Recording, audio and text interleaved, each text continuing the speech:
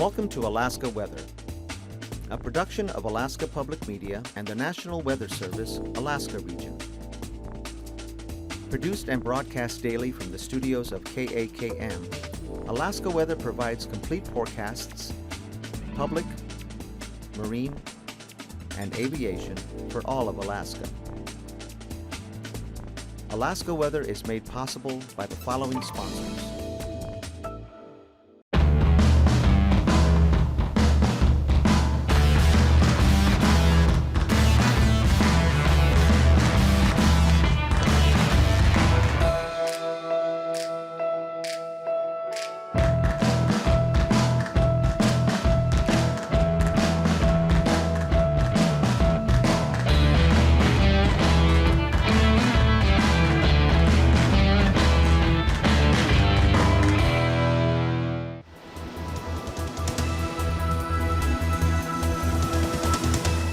The National Weather Service.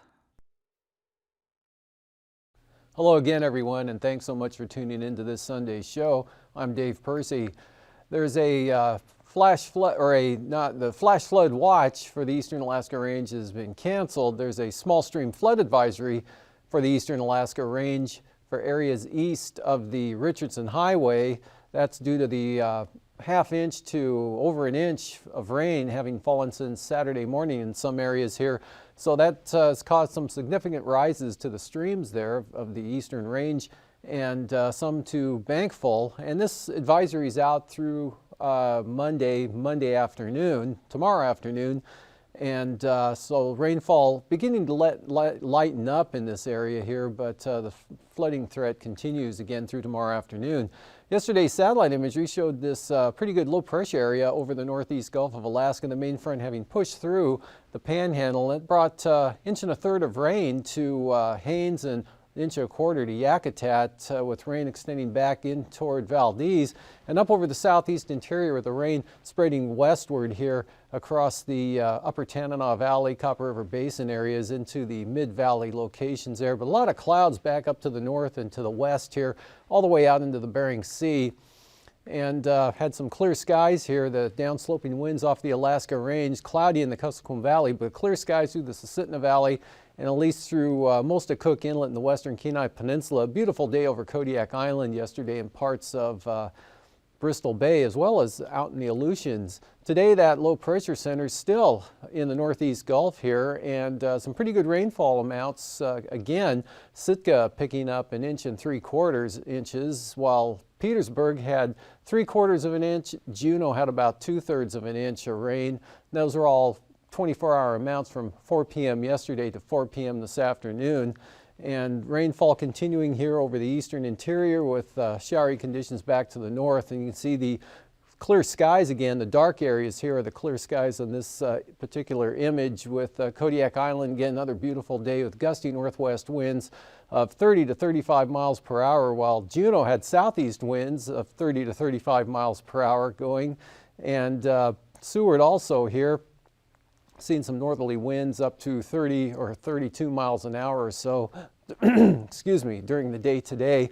But again, lots of clouds back up to the north there on the chart today. You can see the low here, surface low centered there in the northern Gulf of Alaska, the upper center, a little farther to the east there. Again, rain and showers, the rain mostly over the northern panhandle, kind of tapered off, scattered out to showers and some sunshine there, allowing some areas to rise into the 60s over the southern locations this afternoon. Cloudy with showers over the Copper River Basin and some isolated thunderstorms showing up west-northwest, a few miles west-northwest of Eagle this afternoon. Lightning strike detected there and a few more over in Canada. Scattered showers across the Brooks Range area and lots of clouds up over the north slope in the Arctic coast, with some areas of fog on the eastern Arctic coast, areas of fog, rain, and drizzle occurring at Point Lay there on the west side, but some clearing here over the eastern Norton Sound areas and the west central interior. But most of the sunshine here again over the Susitna Valley, Cook Inlet and the Kenai Peninsula areas, and pretty good day here along the North Gulf Coast, losing the clouds over Prince William Sound over toward Cordova, but still getting some rain there at Yakutat, and then Over out to the west, again, the Bering Sea and the Aleutians covered in clouds, the exception being Unalaska, which had some sun today, and also some sun breaking out here along the Alaska Peninsula. Even Nelson Lagoon went clear this afternoon. Still some isolated showers occurring mainly on the Bering Sea side of the peninsula. And then all this moisture flowing over the top of the big area of high pressure here to the south brought areas of clouds, or actually brought cloudy skies with areas of light rain, drizzle, and fog here over the southwest coast back up towards St. Lawrence Island. And then the gale force winds here over the western Aleutians with some rain and fog there over the far western Aleutians, but a lot of clouds here, south to north flow, winds increasing out over the central Aleutians. And for tonight, continuing increase in the winds, just a narrow band of rain extending along this frontal boundary, but more extensive area with a warm front up through here into the southwest. Looks like most of the Yukon Delta and the northern Kuskokwim Delta, with rain back to the northwest there across western Norton Sound. Western Seward Peninsula looks wet across St. Lawrence Island, breaking out a little bit, higher pressure building in, drying out over the eastern interior, but still some scattered showers going on here over the upper Yukon Valley areas all the way back up to the eastern Brooks Range. No change for the Arctic coast, continued cloudy with areas of fog on the central and eastern coast, and this low beginning to slip southward a little bit. Still a trough off the coast there and enough flow coming around that to keep showers in the forecast there from Dixon Entrance, actually the Queen Charlotte's, all the way up into the northern areas back over to about Yakutat, but stays fair here along the North Gulf Coast, south central Alaska. Mostly clear, just a few clouds. Slight chance of some evening showers over the Chugach Mountains, but that's just a slight chance early in the evening.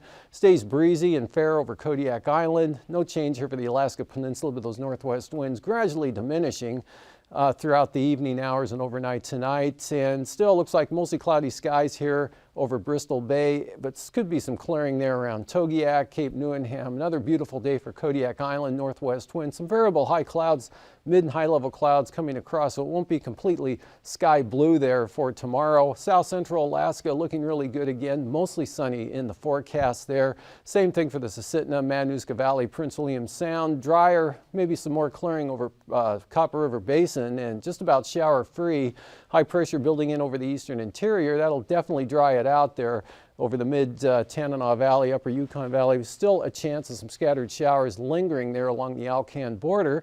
And this low really slipping down to the southeast now, just west of the Queen Charlotte Islands. So some mostly cloudy skies, scattered showers here. Can't take them completely out of the forecast yet, except maybe over the northern areas could see some clearing, but still a risk of some showers with partly to mostly cloudy skies there for the remainder of the southeast coast. And then for Tuesday, this low pushes northeastward there, brings gale warnings to the western Arctic coast on Tuesday there, with gusty winds and rain spreading to the eastern Arctic coast during the afternoon hours, and a big area of rain extending southwest here across all of about the northwest quarter of Alaska, in over the Yukon-Kuskokwim Delta, and that trails on out across the Pribilof Islands down into the western Aleutians, the next system farther out there to the west. And it looks like this front will move into the Kuskokwim Valley Tuesday night and then come across south central Alaska with a pretty good chance of rain on Wednesday. Otherwise, for the eastern interior, a lot of cloudy skies with some numerous showers going on over the central and upper Tanana Valley from about Eagles southward into the northeast Copper River Basin.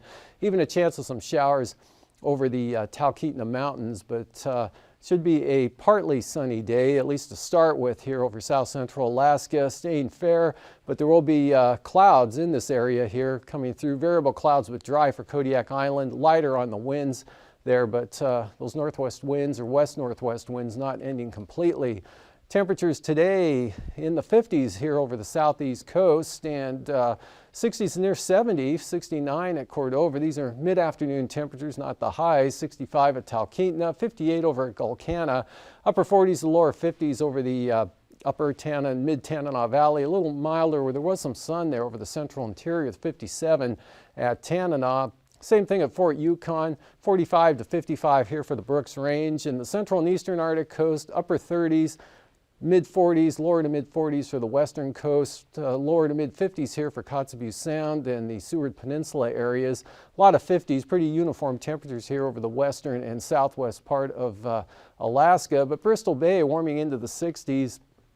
Those northwest winds allowed Iliamna up to 62 degrees, 63 at Dillingham, but King Salmon just to 49. Sunshine, 68 degrees in Kodiak today with 60s here on the Pacific side of the peninsula, 50s on the Bering Sea side, 54 with some sun in Unalaska, 52 light drizzle and fog over at St. Paul, and 50s over the western Aleutians. Lows for tonight, upper 40s and 50s for the Bering Sea and the Aleutians, and lower to mid 30s up along the Arctic coast and North Slope. Manituvik dropping down to about 32 degrees, upper 40s to near 50 here over the southwest interior, and lower 40s getting kind of cool here over southeast Alaska and the upper and eastern Tanana Valley areas, but still the mild 50s there across the Panhandle. Highs for tomorrow, 50s, lower 60s for the southeast coast, mid 60s here at Bristol Bay up into the southern Kuskokwim Valley, mid 60s again, another nice day here over south central Alaska, Susitna Valley, Prince William Sound, and recovering into the lower 60s there for the east central interior areas up over the upper Yukon Valley, and rising into the 40s now over the central and eastern Arctic coast. For flying weather, IFR streaming northward here across St. Lawrence Island, pretty large area of it across the northern Yukon Delta, Norton Sound, southern Seward Peninsula, into the northwest interior. The marginal VFR almost to the central interior, angling back down, Togiak right on the edge. VFR conditions, again, Kodiak Island, the eastern interior.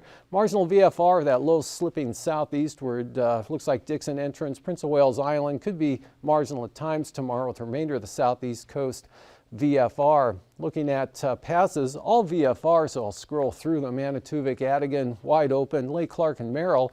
VFR tomorrow, as well as rainy, windy, same thing. Isabel and Mentasta, eastern Alaska Range, VFR through all the passes. Tanita, VFR, Portage, VFR, and Chilkoot and White, VFR. Freezing level shows quite a warm air mass here out over the Bering Sea, 10 to as high as 14,000 feet here over the central and eastern Aleutian areas. Then the cooler conditions, of course, up to the north, but that is rising from what it has been, 6,000 feet over the southeast coast. Icing threats, just some scattered areas of light mixed icing here over the Panhandle, definitely drying out, and the icing threats diminishing throughout the day tomorrow. Could be some occasional widespread moderate icing from St. Lawrence Island up into the northwest interior through the Bering Strait and the Chukchi Sea there, with some icing threats onto the southeast, and then that trails back down into the west central Aleutians.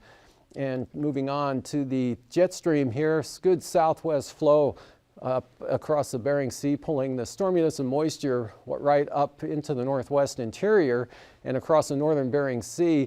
And in time, this whole pattern shifting to the east. On Tuesday, it'll be right over south central Alaska. That's going to allow that frontal boundary into the southwest and western interior areas. And then on Wednesday, that should flatten out and allow at least the remnants of that front to come across south central Alaska. Upper level low weakening and sliding southeast on the Panhandle. 9,000 foot winds, 35 to 50 knots here out over the Bering Sea, taking a turn to the north here along the west and northwest coast and diminishing. Lighter winds over the eastern interior. About the same pattern here at 3,000 feet, up to 50 knots with the gale force winds here over the west central Aleutian areas into the Bering Sea. 40 knot winds up along the Bering Strait, St. Lawrence Island, all the way up to the northwest coast there. 20 knots out of the east along the eastern Arctic coast. Lighter, more westerly winds here through the central and eastern interior, and pretty light winds for the Panhandle. And turbulence-wise, pretty smooth here for the eastern interior on down to the Gulf of Alaska and the southeast coast, but moderate chop here from Point Hope, Cape Lisburne area down across the Bering Strait, much of the Seward Peninsula, all the way down into the west central Aleutians, and still some moderate chop here possible for Kodiak Island. And after the break, I'll be back with the marine forecasts.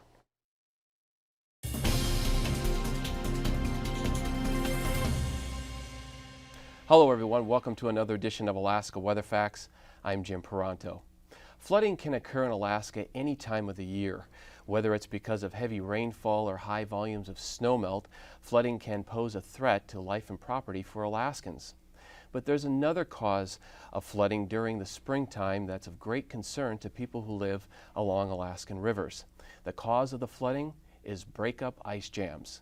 Today I'll be talking with John Madden, who is the Director of the Division of Homeland Security and Emergency Management for Alaska, and he'll be telling us about their program called Riverwatch and how that program can help prepare communities during the river breakup season. Welcome back, John. Thank you for the opportunity. It's our pleasure to have you back in. We want to talk about the Riverwatch program. I understand it's been around for quite some time, over 30 years, so tell us a little bit about the program. The Riverwatch is what Alaskans do best. It's Alaskans helping Alaskans.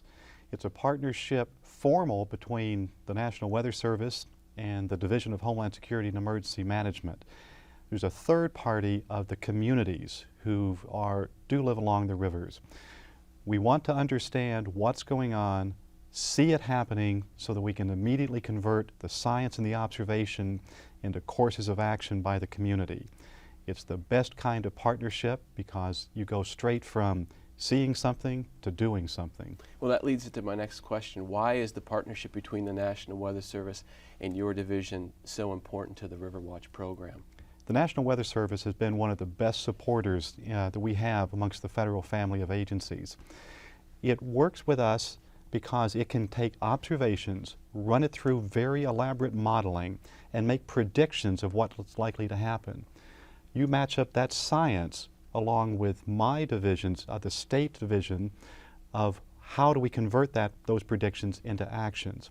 So we have science leading to emergency management and courses of action, leading to the community who must take the immediate actions. Now, has technology made it easier to predict which rivers will flood?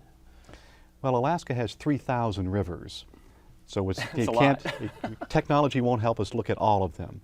But the technology like the satellite imagery, the computer modeling, the observations, the communications has increased the accuracy, but those are predictions. What we try to do with Riverwatch is to fly the rivers with humans. A Weather Service hydrologist or a meteorologist and a Homeland Security and Emergency Management operations specialist. What's happening right now? The technology has helped us focus in on which are the rivers that are likely to present problems to the communities. So you have both observations on the ground and then you have the flyovers, and both of those combined are giving you more information on what the rivers are doing. Yes, and in that flyover we also have that third member of our partnership, the community. The community understands the river far better than anyone who doesn't live there. The nuances, the curves, the turns, the tides in lower rivers, but also if a condition is leading to something, the local community can partner with the other people in the plain, decide that a course of action is necessary, and then communicate in that community's language directly by radio, saying this is what we see, execute the plan that we've made. So you mentioned one thing that the community is involved with the Riverwatch program. What other ways can the communities help out in the Riverwatch program?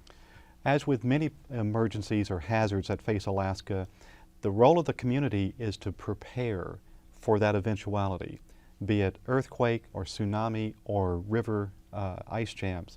Prepare. Know where your shelter is. Know where the power generation is.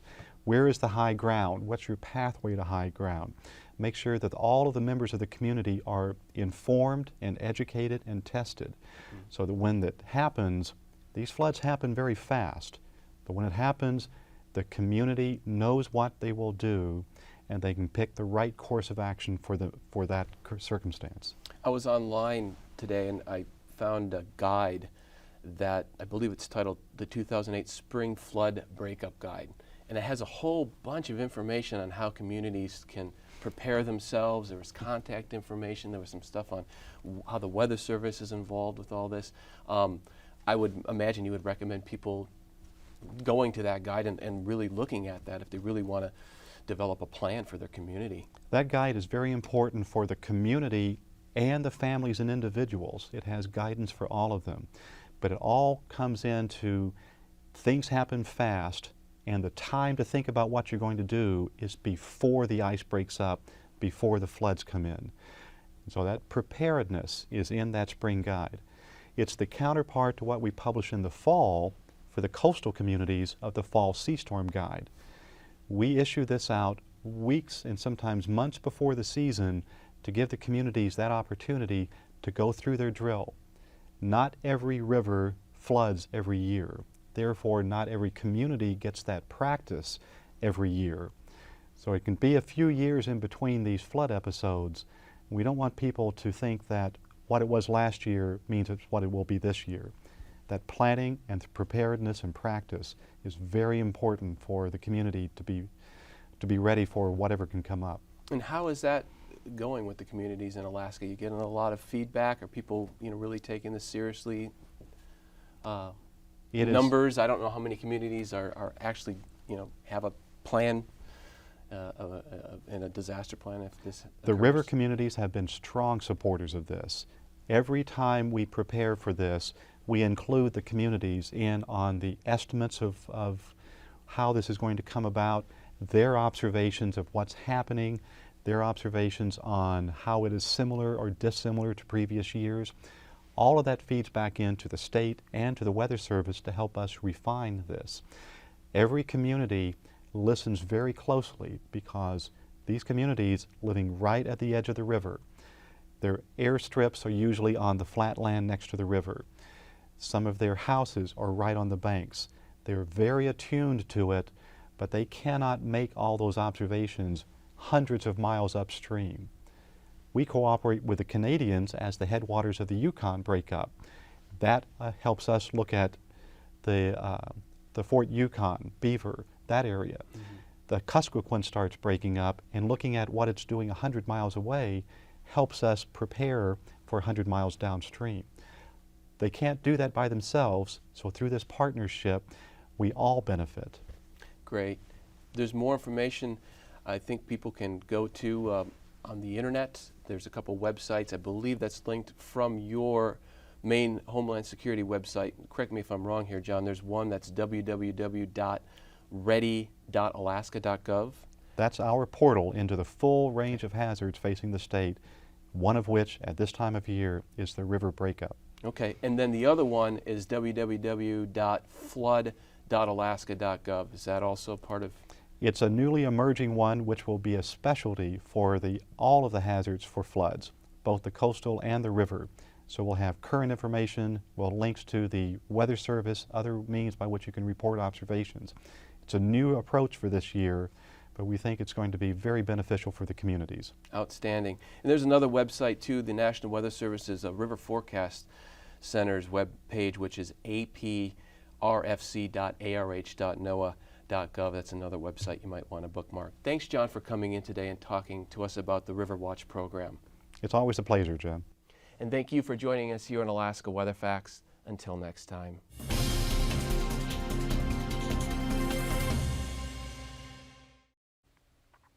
Welcome back. For the central and north coast, easterly winds 20 knots tomorrow, southeast 20 for the south coast, and then back around to the east at 20 there for Clarence Strait. And for the central northern inside waters, northerlies on the light side just 10 to 15. And for Tuesday, light winds here out along the coast from the north-northwest, but still easterlies there with that low to the south there, but staying only at about 15 knots on the south coast, and north to northwest, 10 to 15 knots for the southern and central inside waters. But northern Lynn Canal, northerlies, 25 knots with 5-foot seas in the forecast right now. And for Prince William Sound, northern Cook Inlet, and the North Gulf Coast, all light variable winds tomorrow at about 10 knots with seas running 2 to 5 feet. North-northwesterlies here for the western North Gulf Coast, southern Cook Inlet, Barren Islands, and the Kamishak Bay area, small craft advisories, as well as Kodiak Island, 25-knot winds. And then those drop off to westerly at about 20 through those areas. Light southwest winds for Shelikof Strait. Same thing for Cook Inlet. Light southwest winds 10 to 15, and light variable conditions again for Prince William Sound and the North Gulf Coast with 2 to 3 foot seas. And for Bristol Bay, westerly winds at about 20 knots, west-northwest 15 for the Alaska Peninsula, but we're still looking at small craft advisories from Castle Cape up to Sitkinak for those northwest winds, seas up to 8 feet there. And small craft advisories here on the Bering Sea side of the Alaska Peninsula. Otherwise, westerlies at 20 knots there from Cape Sarachev up to Sitkinak, southwest 20 for Bristol Bay. Out in the Aleutians, got gales going here for the western and central areas, 30 to 40 knot winds tomorrow right out of the south. Fox Island southwesterlies 15 to 25 knots with 6 to 8 foot seas. And then for Tuesday, gales again here, but a little bit lighter, still 30 to 35 knots though for the western and central Aleutians, with 20 to 30 knot winds from the south-southwest here for the eastern Aleutians. And for the southwest coast, small craft advisories here, both north and south of Nunivak Island. Gales, St. Lawrence Island area, back down into the northern Bering Sea around St. Matthew Island. Southwest winds 35 knots, 12 to 16 foot seas. Pretty brisk southwesterlies also in the forecast for the Pribilof Islands. And those stay pretty well in place there, but the sea's a little higher, 13 feet there for the Pribilofs. Southwest, small craft advisories for the remainder of the forecast area here, all from the southwest. And for the Arctic coast, easterly winds, 20 knots, pretty uniform pattern here for much of the Arctic coast, but a little bit stronger, easterlies at 30 knots here from Cape Beaufort to up to Cape Lisburn there, and then southeasterlies across the Chukchi Sea with seas at about 6 feet. And then the outlook for Tuesday, gale force winds here for the western and central Arctic coast. Out of the east on the central Arctic coast, 35 knots, southerlies 35 knots for the western areas, and southerlies at 30 knots. Good for small craft advisories here for the western areas, and small craft advisories also in the forecast here for east winds 25 to 30 knots along the eastern coastline. And for tonight, cloudy with showers here across the southeast coast, but rainfall amounts not nearly as heavy as they were the last 24 hours, this next 24 hours.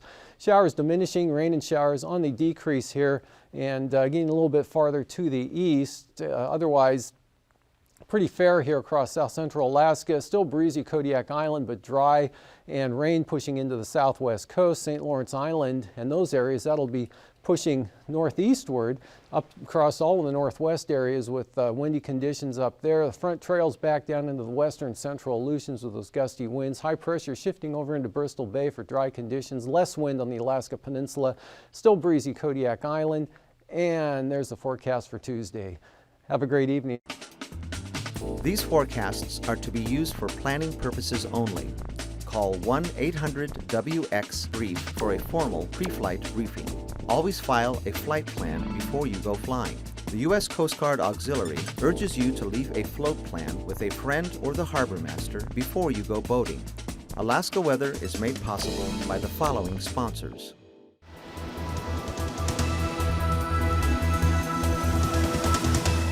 The National Weather Service.